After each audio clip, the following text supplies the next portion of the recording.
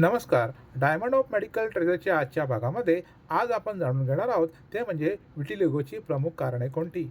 यामध्ये पहिलं जे महत्त्वाचं कारण आहे ते म्हणजे ऑटोइम्युन डिसऑर्डर. यामध्ये शरीराची रोगप्रतिकारक शक्ती जी आहे ती निरोगी पेशींवरतीच हल्ला निर्माण करते आणि शरीराला त्वचेला जे रंग देणारे मेलनोसाइट पेशी असतात त्यांना ते शत्रू समजून नष्ट करते आणि त्यावेळेला त्वचेचा रंग हा पांढरा निर्माण होतो. दुसरं कारण आहे ते म्हणजे आनुवंशिकता.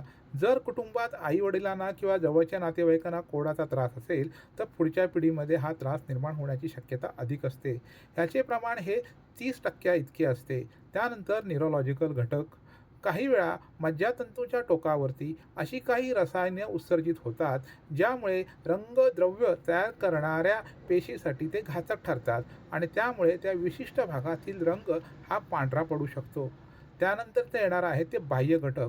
बाह्य घटकामध्ये प्राथमिक आहे ते अतिशय म्हणजे मानसिक ताणतणाव.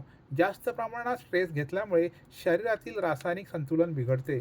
त्यानंतर त्वचेला दुखापत, गंभीरपणे भाजणे, जखम होणे किंवा रसायनांशी संपर्क येऊन त्या भागातील रंगपेशी नष्ट होऊ शकतात आणि तो भाग पांढरा होतो. सनबर्न म्हणजे सूर्याच्या अतिनील किरणामुळे त्वचेचे जास्त प्रमाणात नुकसान होते.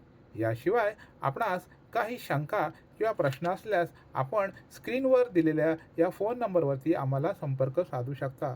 धन्यवाद.